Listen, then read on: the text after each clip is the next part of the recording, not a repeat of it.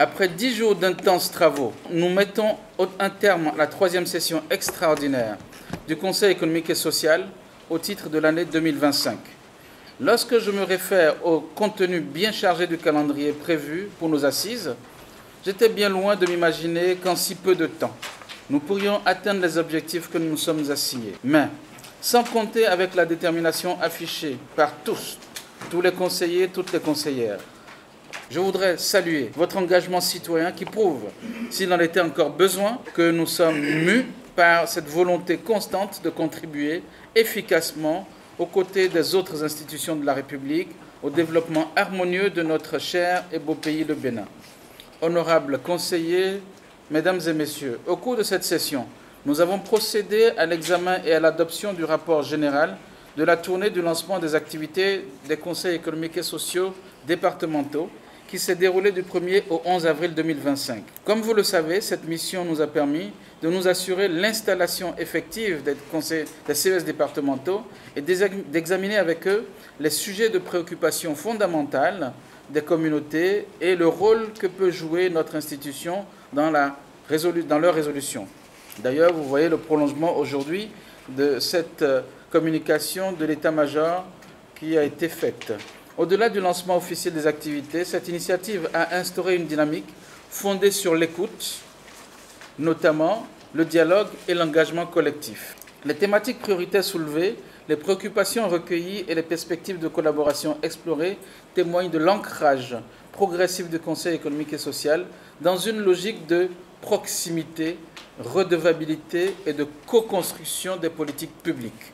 Cet exercice fort édifiant permet aujourd'hui d'envisager de nouvelles perspectives pour le CES.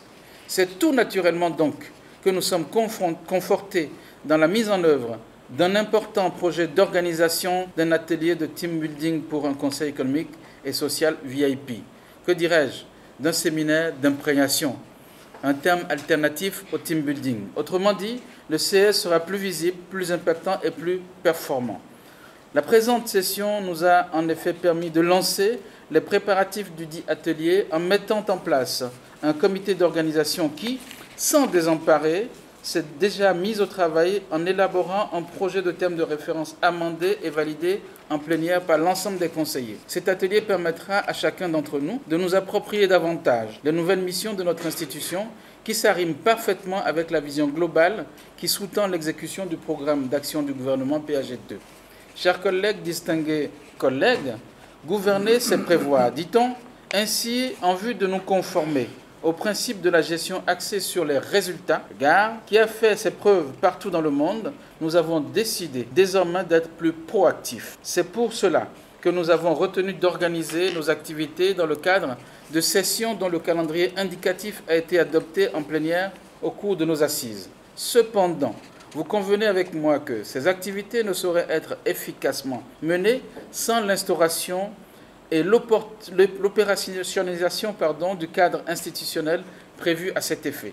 La mise en place des commissions permanentes du CES ainsi que leurs bureaux respectifs permet désormais de nous engager résolument dans l'examen des dossiers d'envergure nationale au profit des populations que nous servons.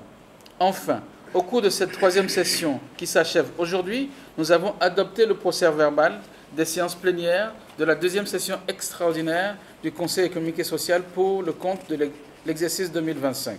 Distingués membres de cette auguste institution, si nous avons atteint ces résultats appréciables à maints égards, c'est bien parce que vous êtes illustrés par votre constante disponibilité, car il faut le reconnaître, nous sommes quasiment sur toutes les plénières présents à 100% et la qualité de vos contributions aux travaux. Il ne pourrait d'ailleurs être autrement lorsque on sait que nous avions tous ensemble pris le pari de la réussite par l'action de cette institution.